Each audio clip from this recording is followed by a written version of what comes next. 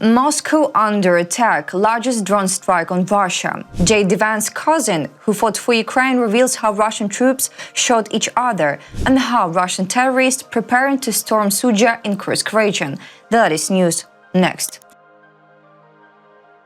Reports indicate the largest drone attack on Russia since the start of the war. The main targets were Moscow and the Moscow region, while in the Ryazan region, the Dagilevo military airfield was under attack. Here are all the known details about the large-scale attack on Russia reported by RBC Ukraine. The number of fatalities in the Moscow region of Russia has increased to 2. The attack began around 4 a.m. local time. Moscow and the surrounding areas were the primary targets. However, reports of air defense activity also came from the Kursk, Lipetsk, Bryansk, Belgorod and Ryazan regions. The Russian Telegram channel Astra Syrian Eyewitnesses report that the Dagilevo military airfield in the Ryazan region may have been a key target. In total, the Russian Ministry of Defense claimed to have shot down 337 drones overnight. About Moscow and Moscow region, due to the massive attack, Russian authorities imposed the carpet regime, temporary flight restrictions at all Moscow airports, including Vnukovo, Zhukovsky and Domodedovo. One drone reportedly crashed near Domodedovo airport, landing on the premises of the Miratorg distribution center. One security guard was killed and 3 were injured. A fire broke out in the parking lot. Additionally, some trains were cancelled due to damage to railway tracks near Domodedovo. Debris from the downed drones also struck apartment buildings, private houses and vehicles. In the city of Vidnoye, fragments fell on a residential complex, while similar damage was reported in the villages of Vysoky Bereg and Alexandrovka, Moscow region. In Moscow, debris fell on Domodedovskaya Street and another drone crashed into an apartment building in the city of Ramenskaya, hitting a cottage as well.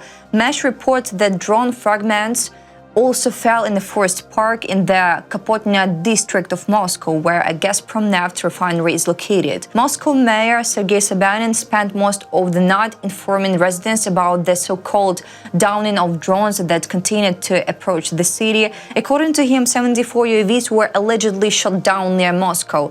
Sobyanin claimed the largest enemy drone attack on Moscow has been repelled. A total of 74 drones were shot down near Moscow, with hundreds more intercepted at various locations. He did not report any casualties in Moscow, but confirmed debris had fallen in Ramenskaya, Domodedovo and Domodedovskaya Street. Moscow region Governor Andrei Vorobyov initially reported 1 fatality and 3 injuries, but later the number of injured rose to 20. He said at least 7 apartments in the region were damaged. Other regions of Russia. The Russian Ministry of Defense stated that this was the largest drone attack of 2025. According to official figures, 91 drones were destroyed over the Moscow region, 38 over the Bryansk region, 25 over the Belgorod region, 22 over the Ryazan region, 10 over the Kaluga region, 8 each over the Lipetsk and Oryol regions, 6 over the Voronezh region, 3 over the Nizhny Novgorod region. The highest number of drones was reportedly shot down over the Kursk region, 126. Andriy Kovalenko, head of Ukrainian Center for Counter and Disinformation, reported that the attack targeted Kursk, where Russian forces have recently intensified their offensive operations. He also confirmed strikes on Moscow and the Dagilevo military airfield in the Ryazan region. In the Lipetsk region, 1 person was injured after stopping to watch a drone in the sky, according to regional governor Igor Artamanov. Meanwhile, in the Belgorod region, 36 settlements in the Krasnoyarushsky and Rakitansk districts lost power following the attack. A residential house caught fire in the village of Valuki. In the Kaluga region, a building caught fire after a drone crash and windows were shattered in a residential house. Videos shared online suggest that this attack caused significant damage to civilian structures, including residential buildings, something that Russian forces do nightly in Ukraine by launching drones and missiles at peaceful cities. Ironically, Russia's investigative committee has opened a criminal case under the Terrorist Act, charged despite Russia itself launching drone and missile strikes against Ukrainian civilian infrastructure, including energy facilities, every night. The previous largest drone attack on Russia's regions occurred on January 14th, when the Russian Defense Ministry reported 180 downed drones. The Moscow region was also targeted in that attack. Last year alone, Ukraine's unmanned systems forces carried out around 130 operations, striking 377 targets in Russia. Commander-in-Chief Alexander Syrsky stated that Ukraine's deep strike capability has reached 1,700 kilometers into Russian territory, with new long-range systems being developed. We are hitting the enemy at a distance, increasing strikes on its territory. Military units, arsenals, storage facilities, defense industry enterprises, oil refineries, and other energy and logistics infrastructure used by Russia in its war against us are our targets.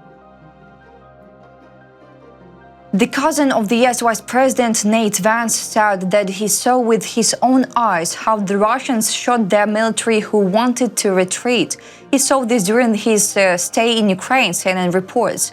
Nate Vance said that he has a unique perspective on what is happening in Ukraine, and it is different from most Americans. According to him, there are cultural differences between Americans and Ukrainians, as well as Americans and Russians.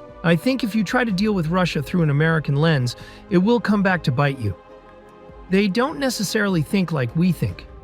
The brother of the US Vice President claims that he personally saw Russians shooting their own military if they retreated from the battlefield. He said that this happened enough times to consider it a policy, not an isolated incident. So these people, as a policy, will eat their own. So they will not hesitate to eat an American president or vice president. They don't care what we think. They are not our allies, and they never will be. Not at least for a generation. About background, recently it became known that the cousin of US Vice President JD Vance fought for Ukraine as part of the Da Vinci Walls. It was about Nate Vance. According to media reports, Nate Vance served in the US Marine Corps for 4 years, after which he lived in Texas and worked for an oil company. In March 2022, he traveled to Lviv because he wanted to help and saw history being written. Russia is preparing for an offensive on Sudzha. Russian troops have advanced in several directions, according to the American Institute for the Study of War. Russian troops are strengthening their positions in the Kursk region and are likely preparing to attack Sudzha in the coming days. Geolocation materials published on March 10th indicate that Russian units are advancing into the center of Martinovka, located northeast of Sudzha. According to the sources, the offensive involves units of the 44th Army Corps of the Leningrad Military District and the Akhmat Chechnya Regiment, which is subordinate to the Russian Ministry of Defense. It is also reported that Russian troops control Agronom, Kalmakov, Mikhailovka and Bogdanovka, located in the vicinity of Sudzha. Russian military bloggers claim that the fighting continues in Myrny and Kozachya Lokna, as well as on the outskirts of Sudzha from the north, east and south. In particular, units of the 40th and 810th Marine Brigades and the 177th Marine Regiment, as well as up to 2 battalions of North Korean troops, are involved in the offensive. However, RSW analysts have not yet found confirmation of some of these statements. The situation at the front remains tense, and Russian forces continue to actively engage in combat in the region. About fighting for Kursk region, Ukrainian military officials who spoke to the New York Times said that the lack of intelligence from the United States is creating significant difficulties for defense in the Kursk region. According to them, Russian and North Korean troops are actively advancing, which complicates the situation on the front. An American military official confirmed to the agency that the lack of intelligence did affect the ability of the Ukrainian armed forces to effectively counter the Russian attacks in the area. ISW analysts note that it was during this period that Russia began to advance faster, which may indicate a significant impact of the suspension of data sharing by the United States. The Telegraph reports that about 10,000 Ukrainian soldiers may be surrounded by the Russian army's breakthrough and attack on key supply routes. The journalist suggests that this situation is a consequence of Ukrainians' restricted access to American intelligence. Military expert Pavlo Narozhny believes that Russia is trying to take advantage of the temporary difficulties, but the main factor is not the suspension of data exchange, but the delay in military assistance from the United States. According to him, the shortage of ammunition and other equipment has significantly affected the course of hostilities. At the same time, Russian forces are using traditional frontal offensive tactics. They have managed to advance in some areas, but the main problem is the threat to Ukrainian supply routes, which makes it difficult to supply units on the front line. That's all for today. Thanks for watching this video. Like and subscribe and support Ukraine.